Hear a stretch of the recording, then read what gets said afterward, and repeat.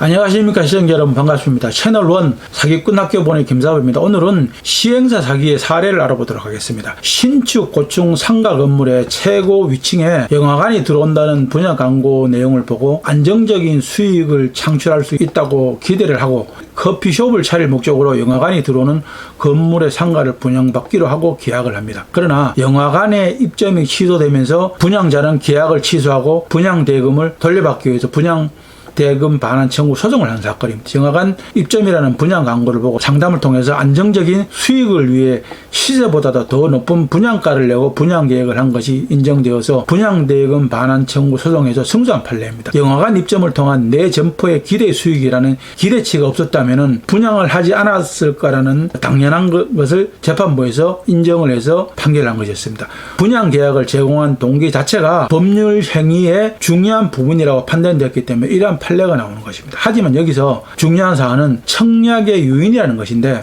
청약의 유인이라는 것은 말 그대로 상대를 유인해서 청약하게 만드는 것입니다. 상대방이 딱히 정해지지 않은 입찰 또는 매체를 통한 광고로 청약의 유인이 많이 이루어지고 있고, 청약의 유인을 받은 상대방 측에서만 청약 의사 표시를 보여도 계약이 바로 성립되는 것은 아니기 때문입니다. 청약 유인을 한 당사자가 계약을 승낙한다는 의사 표시를 하고, 이 의사 표시가 청약을 원하는 당사자에게 도달을 해야만이 계약이 성립되게 됩니다. 경우에 따라서는 입찰이나 여러 매체를 이용한 광고가 청약의 유인으로 인정되어서 계약 자체가 성립되지 않을 수도 있습니다. 계약이 성립했다 하더라도 계약의 내용에 들어있지 않는 경우가 많아서 반드시 주의를 해야 됩니다. 이러한 경우와 반대로 분양 계약에 있어서 착오나 기망 등의 취소할 만한 사유가 존재하지 않고 표시광고법상 허위나 가장 광고가 존재하지 않는다고 판단되면 분양대금 반환 청구 소송과 손해배상 청구 소송을 인정하지 않는 판례도 있습니다. 그 사례, 콘도를 분양받은 사람들의 사용 실태를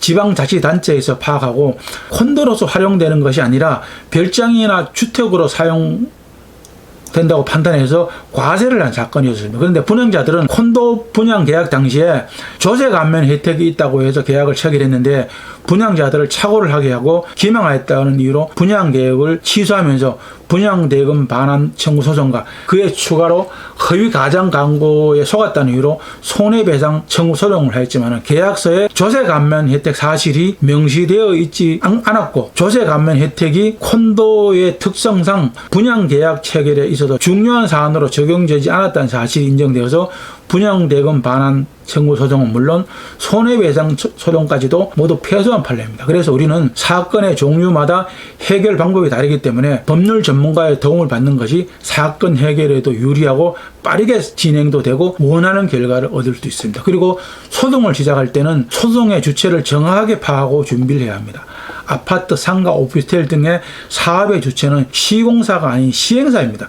피해 사례 중 가장 많은 것이 모델하우스의 구조와 실제 입주할 건축물의 구조가 다른 경우가 많습니다. 시공사가 시공을 잘못한 경우는 시공사 책임이 있지만은, 시공사는 시행사로부터 받은 건축 설계 도면과 시방서에 따라서 시공을 하였고 완공하였다면은 시공사는 아무 책임이 없습니다. 이외의 모든 책임은 시행사 책임이기 때문에 시행사가 그에 대한 책임과 손해배상을 해야 합니다. 그리고 각종 인허가로 인한 피해도 시행사 책임입니다. 시공사는 단순히 건축물의 하자에 관해서만 책임이 있습니다. 그래서 시행사는 시공사의 하자 보증보험을 들게 하고, 시공사는 시행사의 공사대금 지불 보증보험을 들게 해서 만약에 피해를 방지하기 위해서 서로가 대비하는 것입니다. 제가 직접 경험한 시행사 사기 사건을 알려드리겠습니다. 건축 설계도와 관할구청의 건축물 증축 허가 확인서, 그리고 한국철도공사의 시행사 선정 사실 확인서만 믿고 시행사에 저의 지인들과 수많은 사람들이 사기를 당하는 사건이 있었습니다. 오래전에 민간 투자 역사,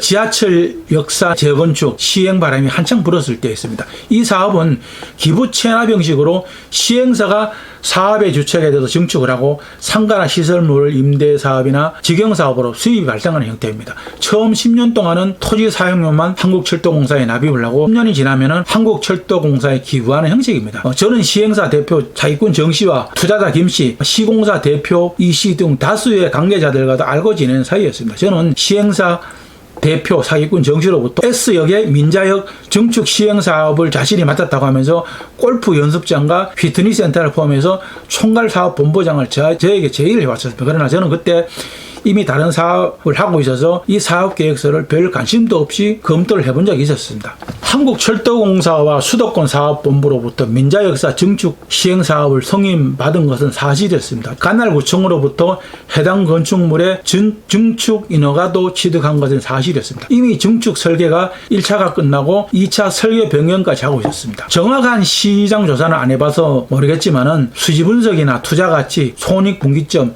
예상 건설비와 분양가는 추정할 수 없었습니다. 정상적인 사업인 것만은 확실했었습니다. 저와 정씨는 25년 이상 알고 지내는 사이였습니다. 어느 날 그 N호텔에서 기공식을 한다고 저를 초대해서 참석했었습니다. 그곳에는 예상외로 많은 사람들이 참석했습니다. 전현직 공무원과 정치인 그리고 많은 투자자들과 사기꾼 정씨의 지인들이 함께 자리를 내서 사업 설명과 투자 유치 권유를 듣고 함께 만찬을 즐겼습니다. 그리고 얼마 후 그 사업은 순조롭게 진행되는 것 같았습니다. 그러나 몇 개월이 지나가자 이상한 소문이 나돌기 시작했습니다. 공사가 지연되어서 착공도 못하고 채무가 많아서 채권자들이 채권 상환을 요구하면서 고소고발을 하고 있고 주변에서는 민원이 많이 접수한다고 했었습니다. 그리고 투자자들, 시공사 대표, 지인들이 저를 찾아와서 시행사업의 실행 자문을 요청했습니다. 그들은 그동안 사건 전말을 저에게 알려주면서 사건 해결에 도움을 요청했었습니다. 모든 사건의 진상은 쌍방의 모두를 다 들어보고 판단을 해야 했습니다. 그래서 저는 사기꾼 정씨를 만나서 자초지종 얘기를 들어봤습니다. 서로가 상반된 이견을 가지고 있었습니다. 저의 오랜 경험으로 미루어 봤을 때 사기꾼 정씨는 분명히 거짓말을 하고 있었고 약속을 지키지 못한 것에 대한 미안함이나 죄책감도 없었습니다. 오히려 상대방 피해자들을 탓만했었습니다. 이 사건의 전말은 정씨는 이미 다른 지하철 역산의 여러 곳에서 임대로 점포 여러 곳을 운영하고 있었습니다. 그리고 다른 사람들에게 전매를 하고도 자신이 계속하는 것처럼 기망하면서 투자를 요구하거나 돈을 차용해서 약속한 기일 내에 갚지도 못하였고 사업에 투자금을 유치하여 정상적으로 사업에 사용하지도 않아서 사업이 순조롭게 진행될 수도 없었던 것이었습니다. 그래서 저는 그동안의 정씨의 행적과 사기 수법을 조사해보고 관찰해본 결과 그는 이미 이런 식으로 오래전부터 주변 사람들을 기망하고 돈을 투자를 받거나 차용해서 돌려막기 방식으로 임명을 해왔던 것이었습니다. 그는 고급 외제 승용차를 타고 다녔고 자신의 부친에게도 고급 외제 승용차를 구입해 주었고 자신의 아버지도 부동산 갑부로 위장시켰었습니다. 매월 술값을 한 2천만 원 정도 결제를 하였고 자녀들을 둘이나 해외로 유학을 보내놓고 뒷바라지를 하고 있었습니다. 그리고 그의 부인도 고급 승용차에 모피 코트, 다이아몬드 반지에 명품으로 치장을 하고 다녔습니다. 제가 추측하기에 그의 가족 한 달 생활비와 유흥비가 최소한 5천만 원 이상 소요되는 것으로 판단되었습니다. 그가 지출하는 유흥비와 생활비는 모두 피해자들로부터 사기를 친 돈이었습니다. 참으로 기가 막히고 어이가 없었습니다. 열길 물속은 알아도 한길 사람 속은 모른다고 했습니다. 정말 사람은 알 수가 없었습니다. 정씨의 사기 수법은 한국철도공사의 민자역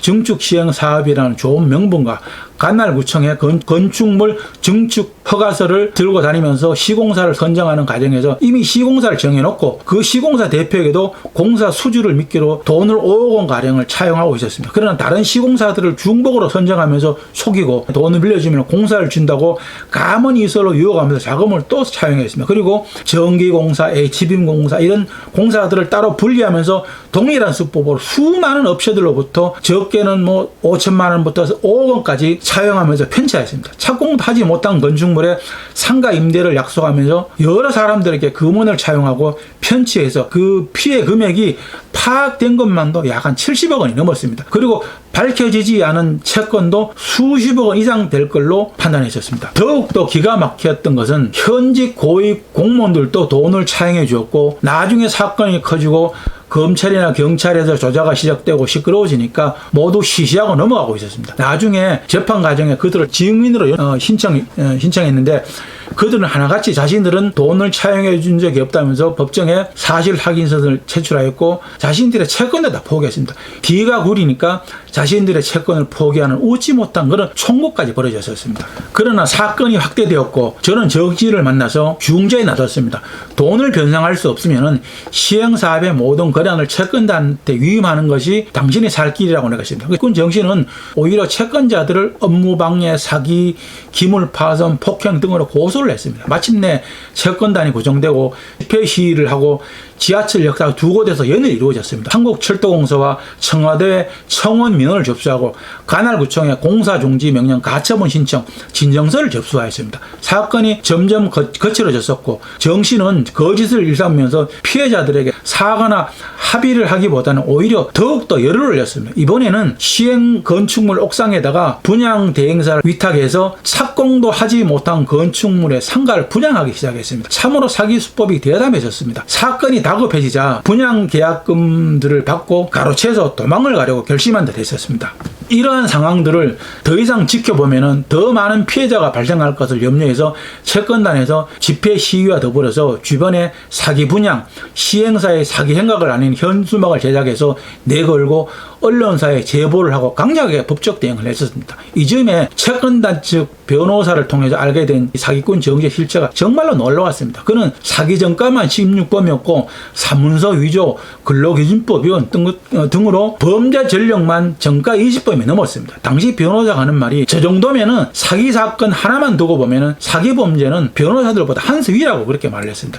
정씨의 범죄 수법과 행각은 실로 모든 사람들을 경악하게 했습니다. 사기꾼 정씨는 범죄 대상으로 자신의 형제, 자매는 물론이고 이혼한 전체의 가족까지 전 현재 공직자는 물론 지역 주민 일단 한 번이라도 인사를 하고 소개를 받으면 다음 날은 감은 이설로 투자나 현금 차용을 요구했습니다. 그 미끼로는 시행사업의 시공이나 협력업체, 주차관리, 커피 자판기 자리까지 팔아먹는가 하면 자신이 운영하는 식당의 운영권까지 팔아먹고 있었습니다. 시행사의 주식까지 담보해서 돈을 차용해서 약속을 못 지키자 채권자가 주식을 양도양수해 갖고 그러자 이 정씨는 채권자를 고소해서 법정에서 무고죄로 법정구속되어서 실형을 살다가 항소해서 집행유예로 풀려나게 됐습니다. 주식이 채권자에게 합법적으로 넘어갔는데 경영권 방어를 위해서 불법으로 주주청약을 소집하고 의결하여 불법 가장납입 방식으로 보상증자를 하였습니다. 죄를 덮으려고 또 다시 죄를 범하고 정씨는 손바닥을 하늘을 가리다가 죄만 더 가중되었습니다. 사문서 위조, 위조 사문서 행사, 부실 공전자 기록 행사 등 결국은 특정범죄 가중처벌법으로 구속 수감되었습니다. 정 씨는 끝까지 자신의 죄를 뉘우치거나 반성하지 않았고 피해자들에게 한 푼도 변상하지 않았습니다. 사기 대상을 가리지 않고 무차별식 사기 행각을 실로 상상을 초월했었습니다. 부창부수라고 정 씨의 부인도 H대의 무형학과 교수를 하청하고 다니면서 정 씨 못지않은 거짓말과 사기, 바람잡이 역할로 한몫을 했었습니다. 채권자들이 부부 사기단으로 함께 검찰에 고소하게 되었었는데 나중에 증인으로 법정에 출석하였는데 판사가 범죄는 충분히 입증되었고 구속할 사유도 되나 자녀들도 있고 부모님도 부양을 해야 되고 해서 부부를 모두 구속하는 것은 너무 가혹한 판단이 들어서 선처를 하니 조속히 피해자들에게 피해를 보상하라고 그렇게 판사님이 말씀했습니다. 피해자들 중에는 전 현직 공무원, 장애인도 있었고 연로한 노부인도 있었고 노후 자금이나 퇴직금, 해외로 이민을 가서 모은 돈, 보험 설계사, 유흥업소 종사자, 각계각층의 남녀노소 피해자들이 참으로 다양해졌습니다. 이렇게 모은 돈을 모두 사기당하고 부부싸움 끝에 이혼을 하거나 스트레스로 중병, 암을 앓다가 수술까지 받고 고통을 받는 피해자들이 너무나 많아서 수를 헤아릴 수가 없었습니다. 자고 나면 피해자들이 늘어나고 피해 금액이 늘어나고 심지어 10년 전에 사기당한 사람까지 매스컴을 통해서 보고 집회 현장을 찾아오게 됐었습니다. 사기꾼 정 씨는 타고난 내모와 언변술과 사교술로 주변의 인맥을 가시하였고 모든 사건 전말이 밝혀지자 이 사건과 관련된 강공서, 철도공사 직원들도 처벌을 받게 되었습니다. 저는 이 사건을 지켜보면서 사기꾼들의 심리를 분석해봤습니다. 사기꾼들은 자신들이 한 범죄 행위를 자체를 범죄를 인식하지 않습니다. 누군가가 방해만 하지 않으면 계속해서 사업, 이들이 말하는 사업은 사기입니다.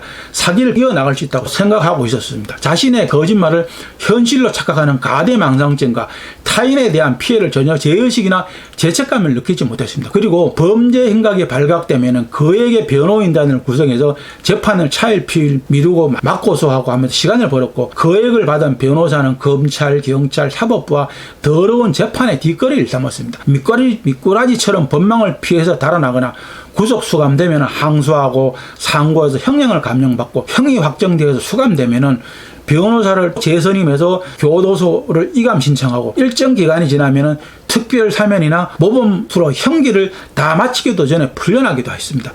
더러운 돈을 받은 변호사는 경찰, 검찰, 사법부, 교도소를 드나들면서 뒷거래를 하고 있었습니다. 이러한 부패한 나라, 이 땅에서 부패한 가정에 우리는 살고 있는 것입니다. 무전유죄, 유전무죄라는 말이 딱 어울리는 우리가 자랑스러워야 할 이 대한민국 현 주소입니다. 저는 이 사건을 처음부터 끝나는 날까지 약 한 4년 가까이 지켜보았습니다. 사인간의 민형사상 고소, 고발, 진정 탄원, 집회 시위 등으로 공격하고 방어하면서 결국에는 피해자들은 사기도 당하고 돈도 날리고 아까운 시간만 낭비하고 소송 비용도 날리고 2중 3중고를 겪는 동안에 범죄자는 은닉한 돈으로 호의고시가며 수감기간이 끝나면 출감해서 홀가분하게 다시 사기 생각을 합니다. 재범의 우려가 현실이 되고 또 다른 사기 사건을 발생합니다. 사기꾼들에게 사기는 직업입니다. 나중에 세건단에서 이 시행사업을 살려보려고 저에게 위탁 경영과 분석을 의뢰해서 제가 시정조사와 상권 분석과 투자 대비 손익분기점 수지 분석을 해보았는데 흑자 경영에 불가능해 보였고 처음부터 해서는 안 되는 사업이었습니다. 그리고 임대료와 전기요금 등 체납요금이 2억 원이 넘었었습니다. 첫째는 지하철 상권의 위치가 좋지 않았고 유동인구도 적었고 지역 상권도 좋지 않았습니다. 교통도 좋지 않았고 지역 주민들의 경제 수준도 하층민이었고 대부분 민자역 시행사업은 대기업에서 많이 하고 있습니다. 그들은 사전에 철저한 상권 분석과 기획으로 시행사업을 시작하기 때문에 죽은 상권이나 투자 가치가 없는 지역에는 절대로 투자를 하지 않습니다. 저의 판단으로는 설사 완공되었다 해도 오래 못 가서 상가들이 문을 닫고 시행사 또한 부도가 났을 것으로 예상됩니다. 그래서 그 이후 그곳에는 그 누구도 재시행을 하지 않았습니다. 사기꾼 정신은 처음부터 사전 조사나 전문 지식도 없었고 오로지 계획적으로 처음부터 사기를 칠 목적으로 타인들을 속여서 금원을 편지할 의도에 있었습니다. 그래서 누구도 관심이 없는 장소를 선정하였고 한국철도공사와 수도권 사업본부의 인맥을 이용해서 유흥접대와 뇌물로 시행사업을 수월하게 승낙받아서 선량한 피해자들만 발생하게 된 사건입니다. 저는 이 사건에서 얻은 교훈은 욕심이 지나치면 폐가 망신한다는 사실과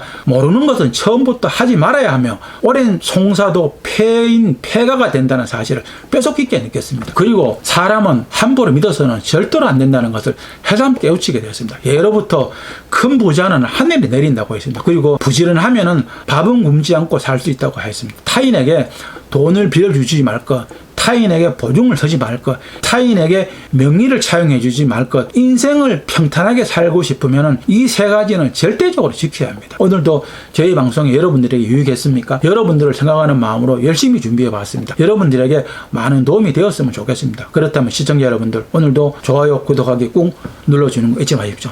많은 시청과 구독 바랍니다. 여러분들의 많은 관심과 구독, 좋아요가 저에게는 큰 힘과 보람이 됩니다. 다음 시간까지 여러분들 모두 건강과 재단 잘 지키시기 바랍니다. 지구상에서 모든 사기꾼들이 학교에 가거나 사라지는 그날까지 저의 방송은 계속될 것입니다. 지금까지 사기꾼 학교 보내기 김사부였습니다. 감사합니다. 안녕히 계십시오.